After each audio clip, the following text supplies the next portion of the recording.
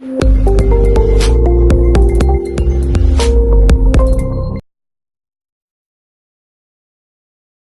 Everyone, greetings from doctor Rashmi homeopathy.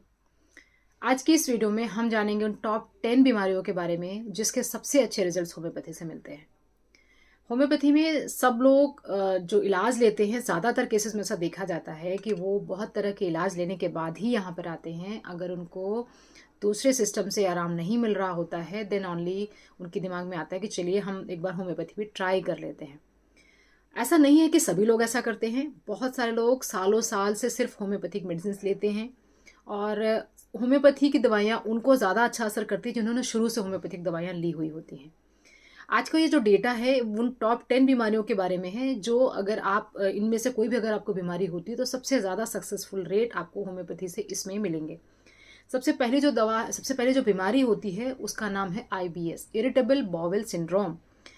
कहा जाता है कि इसका जो कनेक्शन होता है ये आपके मन और पेट के बीच में होता है, यानी मन खराब तो पेट खराब, पेट खराब तो मन खराब। तो IBS का जो ट्रीटमेंट होता है होम्योपैथी से अच्छा कहीं पॉसिबल नहीं है, क्योंकि अंग्रेजी दवाइयों के अपोजिट होम्योपैथिक दवाइयाँ जो होती हैं हमेशा से आपके मन के सिम्टम्स को काउंट करती हैं।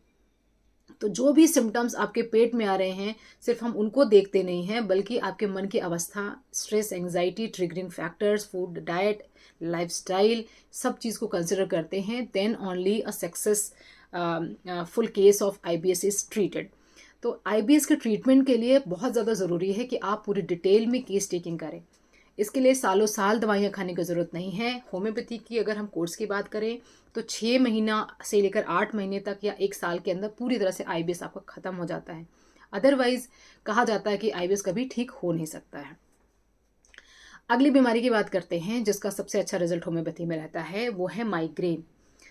माइग्रेन के लिए जो पेशेंट्स होते हैं बहुत हैवी डोजेस लेते हैं, ऐसी दवाइयाँ लेते हैं जिसके बहुत साइड इफ़ेक्ट्स होते हैं। वज़न बढ़ाता है, नाउजिया फीलिंग होती है। बहुत लंबे समय तक दवाई लेने से इकोनॉमिकली उनके पॉकेट पे बहुत हैवी पड़ता है। तो माइग्रेन का भी ट्रीटमेंट सबसे अच्छा होम्योपैथी में होता है, क्योंकि अगेन जो माइग्रेन होता है ये सिर्फ आपके सिर दर्द की समस्या नहीं है, ये आपके मन की अवस्था, आपके साइकोसोमैटिक सिस्टम की अवस्था है। अगर जो माइग्रेन है उसके साथ में अगर हम मन की अवस्था को लेकर के ट्रीट करते हैं तो बहुत अच्छा रिजल्ट और permanent cure of migraine is possible. तो कोशिश करें कि माइग्रेन का सिम्टम्स अगर आपको दिखता है तो सबसे पहले होम्योपैथी में आएँ। बहुत सारे केसेस में सिर्फ और सिर्फ होम्योपैथिक दवाइयों के साथ माइग्रेन पूरी तरह से ख़त्म हो जाता है। अंग्रेजी दवाइयों में माइग्रेन के लिए सिर्फ आपके सिर के सिम्टम्स को देखा जाता है। जो सिम्टम्स निकल रहे होते हैं, आपको दर्द हो रहा है, आपको पल्सेशन महसूस हो रही है, नाउजिया फील हो रहा है, बस ये सिम्टम्स के आधार पर आपको दवाइयाँ दी जाती हैं जो कि सुपरफिशियल एक्ट करती हैं। माइग्रेन के केस में होम्योपैथिक दवाइयाँ आपके मन की अवस्था को लेती हैं कि क्या बात हुई, कैसे आपको माइग्रेन शुरू हुआ, किस तरह का आपको दर्द होता है, किस तरफ होता है, किस तरफ से किस तरफ जाता है, इसका पीरियड से क्या कोई संबंध है, क्या आपकी नींद भी डिस्टर्ब हो रही है, इसके पीछे कोई कारण था क्या कि जब इसके बाद आपको माइग्रेन शुरू हो गया। ऐसा देखा जाता है कि माइग्रेन की जो समस्या है ज़्यादातर ऐसे लोगों को होती है जो बहुत ज़्यादा स्ट्रेस लेने वाले लोग होते हैं। इनके लाइफ में बहुत ज़्यादा mental pressure, mental stress, emotion, loss of a friend और अ फैमिली, बहुत स्ट्रॉन्ग इमोशन अगर अटैच्ड रहता है तो उनके केसेस माइग्रेन ज़्यादा देखा जाता है। तो माइग्रेन का जो ट्रीटमेंट है होम्योपैथिक के साथ बहुत अच्छी तरह से पॉसिबल है। नेक्स्ट कंडीशन की अगर हम बात करें तो वो है LP या लाइकन प्लेनस, साथ के साथ सोरासिस, यानी स्किन कंडीशंस में सबसे अच्छे रिजल्ट्स होम्योपैथी में पाए जाते हैं। होम्योपैथी में जो सोराइसिस का ट्रीटमेंट है, क्योंकि कहते हैं कि जो सोराइसिस है अगर उसको हमने नहीं समय पे लिया तो वो आपके बॉडी के अनेक अनेक पार्टों में घुसता चला जाता है। आपके नेल्स में जा सकता है जिसको नेल सोरियासिस बोलते हैं, आपकी हड्डियों में जा सकता है जिसको सोरियाटिक आर्थराइटिस बोलते हैं, जो कि बहुत ही सिवियर पेन देने वाली कंडीशन होती है। सिमिलरली लाइकन प्लेनस जो कि एक ऑटोइम्यून कंडीशन होती है, उसके केस में भी होम्योपैथिक दवाइयाँ काफ़ी ज़्यादा सक्सेसफुल है। दोनों ही केस लाइकन प्लेनस और सोरासिस आपकी इम्यूनिटी से रिलेटेड हैं। तो हमारी जो दवाइयाँ हैं एक इम्यूनिटी पे काम करती हैं, यानी आपकी इम्यून सिस्टम को खुद से एक्टिवेट करती हैं, इतना पावर देती हैं, स्ट्रेंथ देती है कि वो अपनी बीमारी को खुद से हरा पाए। तो ऑटोइम्यून जो डिसीजेज होती हैं जैसे लाइकन प्लेनस है या सोरासिस है, इसके केसेस में भी इसके रिजल्ट्स बहुत अच्छे हैं। साथ के साथ ल्यूकोडर्मा या विटिलिगो समय तो लेता है विटिलिगो में रिजल्ट्स आने में, अगर आपने बहुत सारी दवाइयाँ खाने के बाद होम्योपैथी में आए हैं। लेकिन अगर कहीं पे भी आपको शुरुआत में ही कोई पैच दिखता है ल्यूकोडर्मा का, विटिलिगो का, तब आप अगर ट्रीटमेंट लेना स्टार्ट करते हो तो 3 से 6 महीने के अंदर विटिलिगो का पैच चला जाता है। लेकिन जितनी पुरानी बीमारी होती है उतना ज़्यादा समय लग सकता है। तो ये केसेस में भी होम्योपैथिक ट्रीटमेंट बहुत ज़्यादा सक्सेसफुल है। अगली कंडीशन की बात करते हैं। चौथा कंडीशन है वो है एस्थमा। एस्थमा के केस में बहुत ज़्यादा पेशेंट रेगुलरली आते हैं, चाहे बच्चों को एस्थमा हो, बड़ों को हो। जो लोग अपने पफ्स को छोड़ना चाहते हैं क्योंकि वो स्टेरॉइड्स कंटेनिंग होते हैं और वो सिर्फ टेम्परेरी रिलीफ देते हैं, आपको रेस्क्यू कर सकते हैं, आपको उस इमीडिएट जो इमरजेंसी आई है, सांस की तकलीफ जो आपको हुआ है, अटैक हुआ है।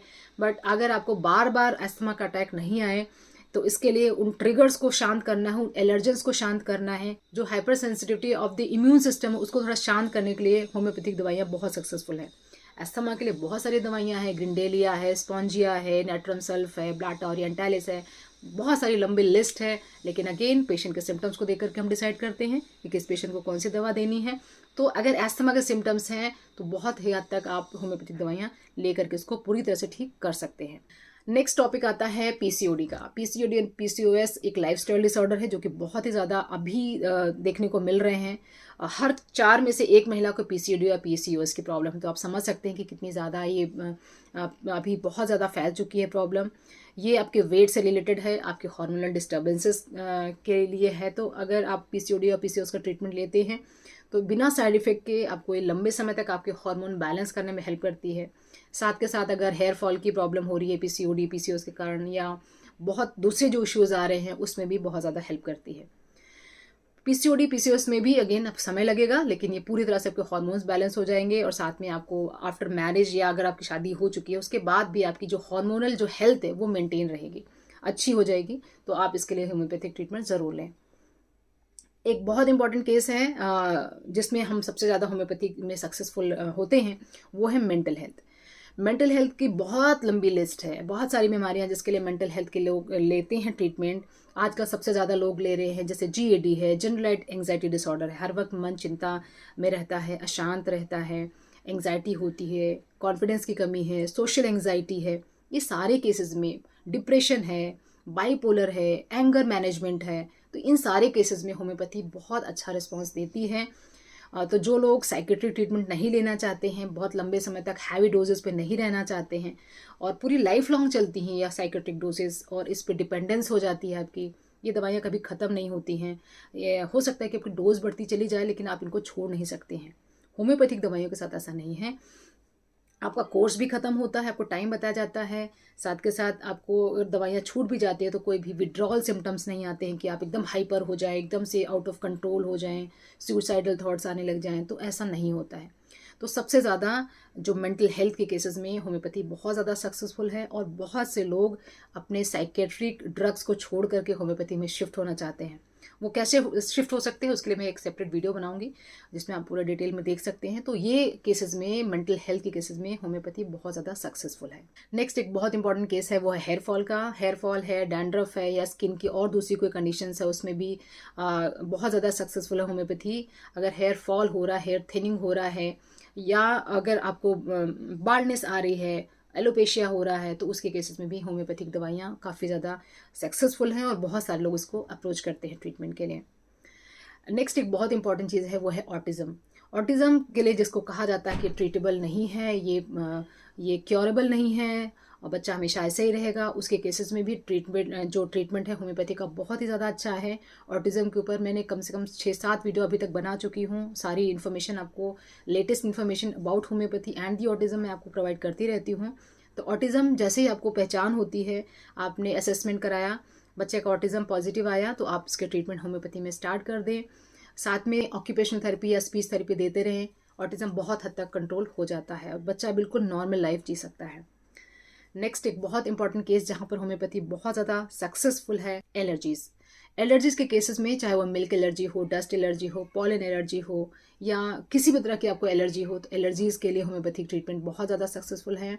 अर्टिकेरिया है, कुछ छूने से आपको हाइव्स हो जाते हैं, दूध नहीं पचता है, गेहूँ नहीं पचता है, या कोई भी ऐसी चीज़ जो आपको डाइजेस्ट नहीं होती है, या कोई भी चीज़ छूने से इरिटेशन होने लग जाती है, तो ऐसे केसेस में भी बहुत ज़्यादा यूज़फुल है।